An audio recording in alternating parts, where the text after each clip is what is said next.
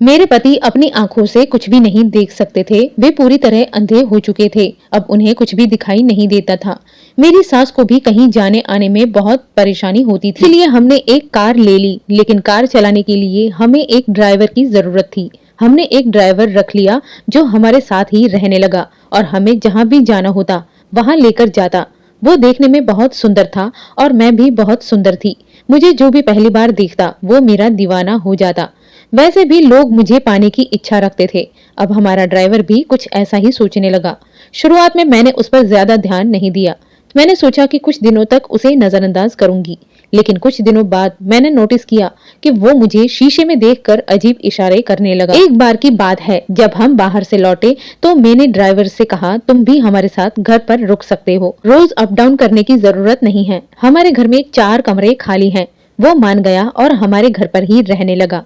पहले वो दूर रहता था, लेकिन अब तो बस एक इशारा करने की देर होती और वो तुरंत हाजिर हो जाता था। एक रात जब मैंने उसे खाने के लिए बुलाया तो उसने कहा, रात के 12 बजे मुझसे मिलना, कुछ बातें करनी है। मैंने जवाब दिया, ठीक है, कोशिश करूंगी। रात को जब मेरे पति सो गए तो मैं ड्राइवर के कमरे में चली गई। मैंने काले रंग का नाइट गाउन पहन रखा था। मेरा नाम दक्षा है और मैं एक विवाहित महिला हूँ। हम एक छोटे से गांव में रहते थे।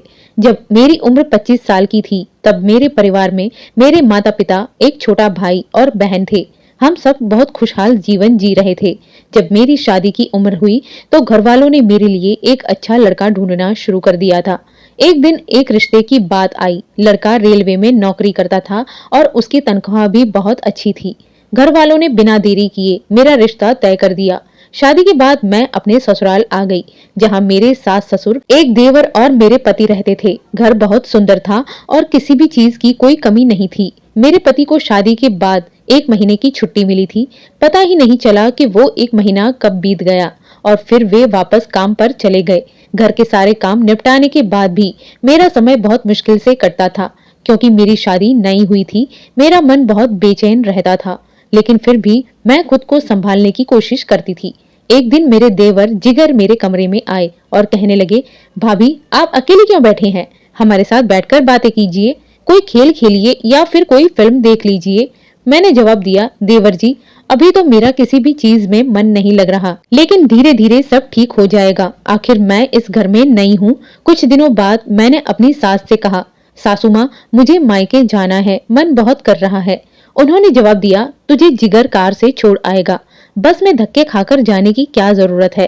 तब मैंने कहा, ठीक है माँ जी, और अगले दिन मैं अपने मायके जाने के लिए जिगर के साथ निकल गई। जिगर ने मुझे मेरे मायके छोड़ दिया और तुरंत वापस चला गया। मैंने उसे रोकने की बहुत कोशिश की, लेकिन उसने मना कर दिया।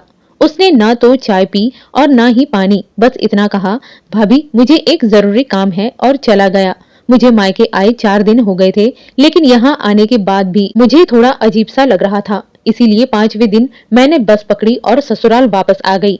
घर पहुंचकर मैंने अपने देवर जिगर से पूछा, जिगर, घर में सब ठीक तो है ना? तो उसने कहा, हाँ भाभी, सब कुछ ठीक है। मैंने कहा, भगवान का शुक्र है कि सब ठीक है। मेरे ससुराल आने के कुछ दिनों बाद जिगर का दुबई के लिए वीजा आ गया था और फिर वो दुबई चला गया।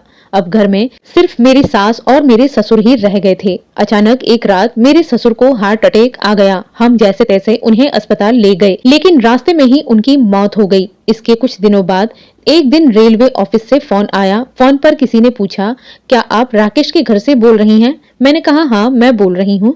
तो उन्होंने कहा, राकेश की ड्यूटी के दौरान उनके सिर पर गंभीर चोट लग गई है, जिससे अब वे देख नहीं सकते। ये सुनते ही मैं जोर जोर से रोने लगी। मेरी सासू माँ ने मुझसे पूछा, क्या हुआ बेटी? लेकिन मैं कुछ बोल नहीं पाई और बस रोती रही। फिर मेरी सासू माँ ने खुद फोन पर बात की और जब उन्हें भी ये खबर मिली तो वे भी बेहोश हो गईं। ऐसी स्थिति में मैं क्या करूं? घर में कोई और था भी नहीं। फिर मैंने पड़ोस में रहने वाले एक लड़के को बुलाया और अपनी सासू माँ को अस्पताल ले गई। डॉक्टर ने बताया कि वे कोमा में चली गई हैं। 4 दिनों तक वे अस्पताल में रहीं, लेकिन फिर उन्होंने भी ये दुनिया छोड़ दी। अब मैं घर में बिल्कुल अकेली रह गई थी। इसके बाद मैंने अपने पति से फोन पर बात की। उन्होंने कहा, अब मैं काम करने के लायक नहीं हूँ, इसीलिए मैं घर वापस आ रहा हूँ। अगले ही दिन मेरे पति घर आ गए, क्योंकि वे अब पूरी तरह से अंधे हो चुके थे और कोई काम करने की स्थिति में नहीं थे। अब मैं पूरी तरह से अपने पति का ध्यान रखने लगी। रेलवे वाले बहुत अच्छे थे। उन्होंने मेरे पति को अंधे हो जाने के बाद भी पेंशन देना जारी रखा। हमें पेंशन भी ठीक ठाक मिल रही थी, लेकिन जब भी कहीं बाहर जाना होता तो बहुत परेशानी होती थी। इसीलिए हमने एक ड्राइवर रख लिया। हर महीने की पेंशन बैंक में जमा करवा देते, जिस पर ब्याज भी मिलता था। हमारा ड्राइवर दिखने में बहुत सुंदर और समझदार था। लंबा, मजबूत कद-काठी वाला जवान आदमी था। जब भी कहीं जाना होता बस उसे एक फोन कर देते और वो तुरंत आ जाता था। एक दिन मुझे अपने मायके जाना था तो मैंने ड्राइवर को फोन किया और वो तुरंत आ गया। मैं कार में बैठी और हम निकल पड़े। सफर के दौरान मैंने महसूस किया कि वो बार बार मिरर से मुझे देख रहा था, लेकिन मेरा ध्यान नहीं गया। एक बार मैंने देखा कि वो मुझे लगातार देख रहा था। मेरे पति देख नहीं सकते थे, इसीलिए उन्होंने हमेशा चश्मा पहनकर रखा था। पूरे रास्ते ड्राइवर अलग अलग तरह से इशारे कर रहा था, शायद मुझे आकर्षित करने की कोशिश कर रहा था। धीरे धीरे मैं भी उसकी ओर आकर्षित होने लगी। जब हम मायके पहुंचे और मैंने सबका आशीर्वाद ले लिया तो मैं ड्राइवर के लिए चाय और पानी लेकर कार के पास गई। जब उसने चाय ली तो उसने मेरे हाथ को इस तरह से छुआ कि मेरे शरीर में अजीब सा करंट दौड़ गया। हम वहां कुछ समय रुके और फिर वापस घर के लिए निकल गए। रास्ते में वो फिर से मुझे इशारे करने लगा। घर पहुंचकर मैंने अपने पति को उनके कमरे में बिस्तर पर सुला दिया और बाहर ड्राइवर के पास गई। फिर मैंने उससे कहा, अगर तुम यहीं रुकना चाहते हो तो रुक जाओ, क्योंकि कल पेंशन लेने के लिए भी जाना है। तो उसने कहा, ठीक है भाभी। तब मैंने उससे कहा, घर में 3 कमरे खाली है, तुम जिस भी कमरे में चाहो आराम कर सकते हो। रात काफी देर हो गई थी, इसीलिए वो रुकने के लिए तैयार हो गया था। फिर मैंने रात का खाना बनाया। पहले मैंने अपने पति को खिलाया, फिर मैं ड्राइवर के कमरे में खाना देने गई। मैंने कहा, मुकेश खाना खा लो। ड्राइवर का नाम मुकेश था। उसने कहा, ठीक है भाभी, बेड पर रख दो। मैं बेड पर खाना रखकर जाने लगी, तभी उसने मेरा हाथ पकड़ लिया और बोला, भाभी मेरी एक बात सुनिए। मैंने कहा, हाँ बोलो। वो बोला, आप बहुत सुंदर हैं, लेकिन आप एक अंधे आदमी के साथ अपनी जिंदगी कैसे बिता रही हैं? मैंने कहा, पहले सब कुछ ठीक था, लेकिन अब वो देख नहीं सकते। इस पर ड्राइवर ने कहा, रात के 12 बजे जब आपके पति सो जाए तब मेरे पास आइए, सब बातें तब बता दूंगा। मैंने कहा, जो भी कहना है अभी कह दो। लेकिन उसने कहा, अभी नहीं, जब मैंने कहा है तब। फिर मैं वहां से चली गई। रात के करीब 12 बजे जब मेरे पति गहरी नींद में सो गए तब मैं धीरे से ड्राइवर के कमरे में चली गई। मैंने काले रंग का नाइट गाउन पहन रखा था, जिससे मेरा शरीर साफ साफ दिख रहा था। मुझे देखकर ड्राइवर की सांसें थम गई। वो बस मुझे देखता ही रह गया। मैं जाकर सीधे उसके बेड पर बैठ गई।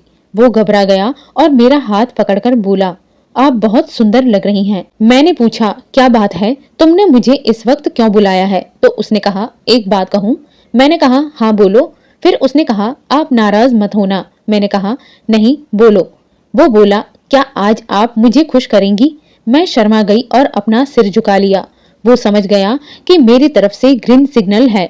मेरे पति अब पहले जैसे नहीं रहे थे। अंधे होने के बाद वो बहुत कमजोर हो गए थे। मैं भी एक औरत थी।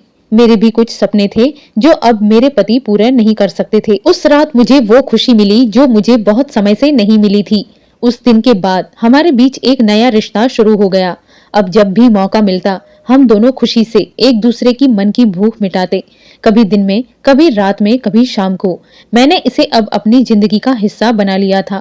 मेरे पति तो कुछ देख नहीं सकते थे, इसीलिए कई बार हम उनके सामने ही हंसी मजाक करते। अब मैं ज्यादातर समय ड्राइवर के साथ ही बिताने लगी। धीरे धीरे समय बीतता गया। 5 महीने बाद मेरे पति की आंखों की जांच होनी थी। हमें लगा था कि ये जांच बस 1 घंटे में ही हो जाएगी और हम घर आ जाएंगे, लेकिन डॉक्टर ने 5 घंटे लगा दिए। मुझे लगा कि इतनी देर क्यों लग रही है। फिर डॉक्टर ने मुझे बुलाया और कहा, हमने इनका ऑपरेशन कर दिया है, लेकिन ये अब देख नहीं सकेंगे। डॉक्टर ने कहा, 7 दिन बाद इन्हें फिर से चेकअप के लिए लाना। 7 दिन बाद हम फिर से अस्पताल गए। इस बार डॉक्टर ने कहा, अब अस्पताल आने की जरूरत नहीं है, इन्हें घर ले जाओ। उस रात मैंने अपने पति को उनके कमरे में छोड़ दिया और मैं ड्राइवर के पास चली गई। लेकिन इस बार जो हुआ वो मैंने सपने में भी नहीं सोचा था। जब मैं ड्राइवर के साथ शारीरिक सुख भोग रही थी, अचानक मेरे पति हमारे सामने खड़े थे। वो बोले, मुझे कब से तुम पर शक था। मैं आंखों से अंधा था, लेकिन कानों से सब सुन सकता था।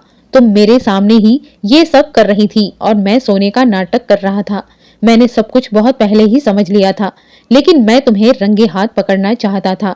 इसीलिए मैंने डॉक्टर को सारी सच्चाई बता दी थी और उनसे कहा था कि मेरी पत्नी को मत बताना कि मैं अब देख सकता हूँ। डॉक्टर ने मेरी आंखों का ऑपरेशन किया और मैं फिर से देख सकता था। 7 दिन बाद जब हम अस्पताल गए तब डॉक्टर ने मेरे टाँके भी खोल दिए थे। लेकिन तुम ड्राइवर के प्यार में इतनी अंधी हो चुकी थी कि तुम्हें कुछ भी समझ नहीं आया। तुम्हें सिर्फ ड्राइवर चाहिए था। कई बार तुम दोनों ने मेरे साथ धोखा किया होगा, इसका तो मुझे अंदाजा भी नहीं है, लेकिन मैंने खुद को कैसे काबू में रखा ये भी मुझे ही पता है। आज मैंने तुम दोनों को रंगे हाथों पकड़ लिया है। ये सब सुनकर मैं घबरा गई और अपने पति से कहने लगी, सुनो, इसमें मेरी कोई गलती नहीं है, ये सब ड्राइवर की चाल थी, उसने ही मुझे अपने जाल में फंसाया। तब ड्राइवर ने कहा, तुम ये क्या कह रही हो, इसमें तुम्हारी भी मर्जी थी, तुमने ही मुझे अपने पास बुलाया था, मैंने तुम्हें जबरदस्ती अपने जाल में नहीं फंसाया। ये सब सुनकर मेरे पति को बहुत गुस्सा आया और उन्होंने मुझे तलाक दे दिया। तब मैंने सोचा कि मैं ड्राइवर के साथ नई जिंदगी की शुरुआत करूंगी, लेकिन जल्द ही मुझे अपनी गलती का एहसास हो गया। धीरे धीरे मेरे माता पिता और मेरे परिवार वालों ने भी मुझसे सारे संबंध तोड़ दिए। अब तो हालत ये हो गई थी कि ड्राइवर भी मुझसे दूर चला गया और मैं बिल्कुल अकेली पड़ गई। कुछ दिनों बाद मुझे खबर मिली कि मेरे पति ने मुझे छोड़ने के बाद अपने छोटे भाई जिगर के पास दुबई जाने का फैसला कर लिया था।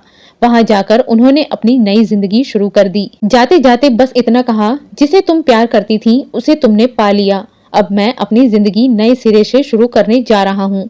दुबई जाने के बाद एक दिन मेरे देवर जिगर का फोन आया।